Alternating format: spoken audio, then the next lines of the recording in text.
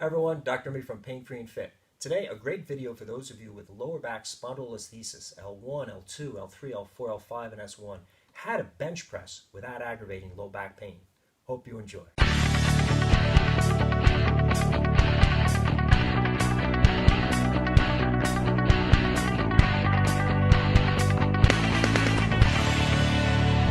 So today we're going to tackle 4 of the most common variables that affect lower back spondylolisthesis pain, L1, L2, L3, L4, L5, and S1 levels while bench pressing.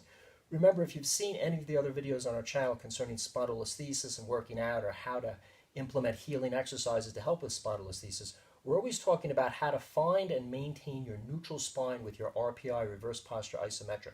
Now that's going to be tailor-fitted for each of us based on a mechanical assessment of how we move, how we sit, how we bend, where our muscle imbalances are in the lower back, where our core deficiencies are, what muscles are overworking, what muscles are underworking, how we have a directional tendency to move to one side versus another, especially when we're grunting out or exercising and looking for that last bit of force that we can exert.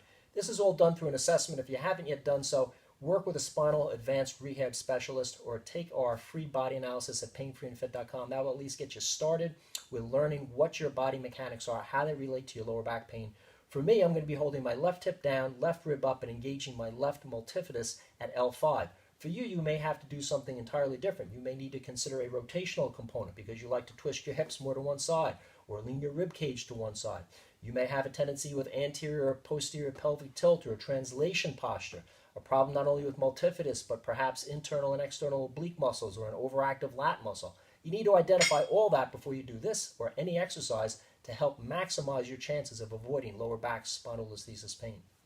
That being said, in particular, most cases, not all, but most cases of spondylolisthesis in the lower back are aggravated with extension. Extension, remember, is increasing the arch or the indent, the lordosis of your lower back. If the tailbone comes up or if I lean my chest back, that arch or that curve in the back increases. And when that does, it creates stress on the back portion of the spine, the facet joints where the vertebrae connect, the posterior aspect of the disc. It aggravates disc herniations and bulges. And it creates a mechanical tendency to drive that spondylolisthesis vertebra, which is already forward, even further forward. And that aggravates ligament, muscle, tendon, joint, facet capsule, disc pain, whatever at the particular moment is aggravating your lower back pain. Many times extension is going to irritate it.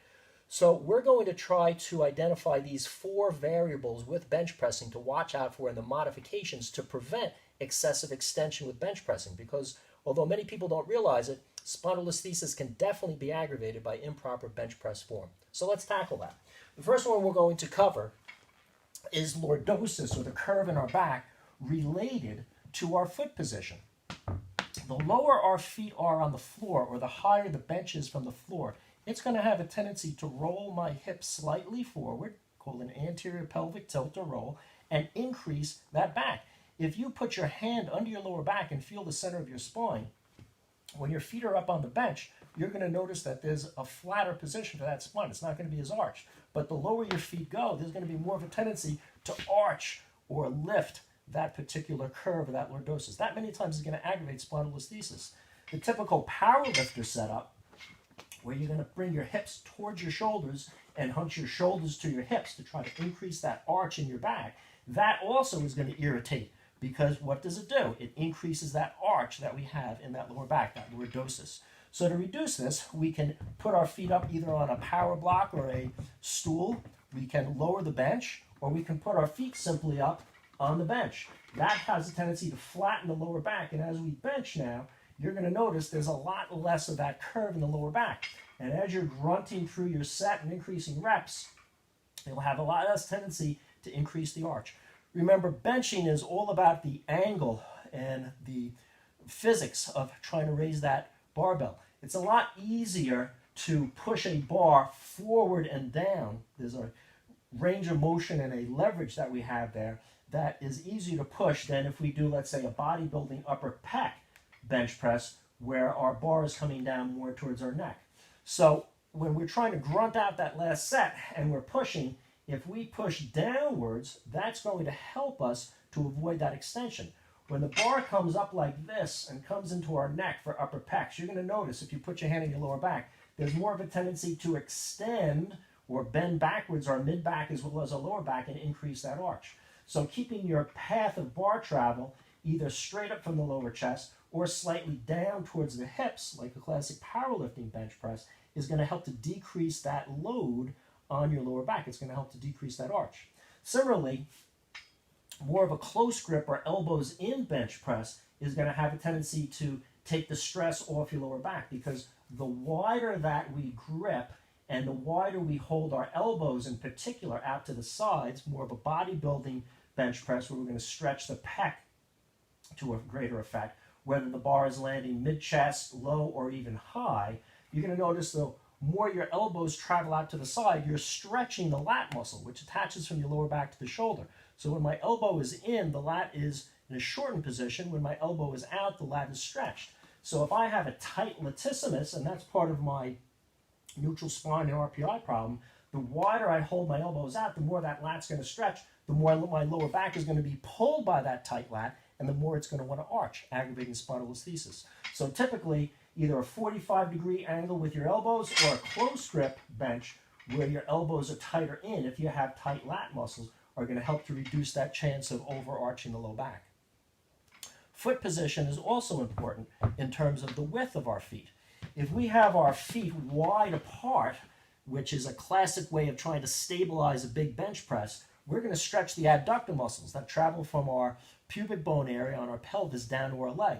Many people with spondylolisthesis have tight adductors, and the wider your thighs come apart with a wide foot placement, the more it pulls onto that attachment of your pelvis. And when it does so, it increases that pelvic roll where the pelvis rolls anteriorly and increases the arch of the back. So you may find that doing bench press and big power benches with a nice wide foot support actually irritates your back. You can feel that. If you put your hand under your lower back, the wider you go with your feet, that lower back is going to start lifting up and increasing its arch. So keeping the feet closer together is going to be a way to decrease that stress.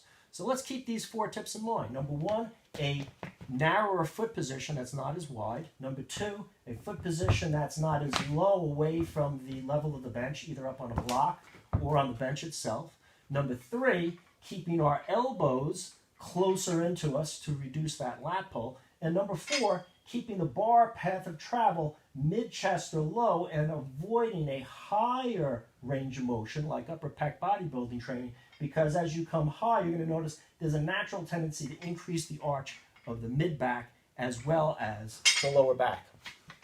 Keeping these tips in mind can go a long way to helping reduce your chances of spondylolisthesis pain, L1, L2, L3, L4, 5, and S1 with bench press training. If you've enjoyed this video on spondylolisthesis and bench press training, check out our website, subscribe to it. We've got a lot of great videos out there. Questions or comments, write in. As always, I'll do my best to answer them.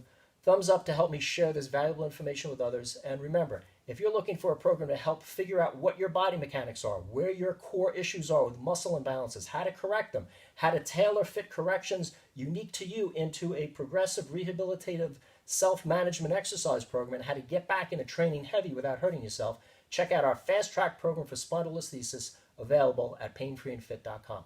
I hope this tutorial on bench pressing and spondylolisthesis helps you with your chronic lower back pain.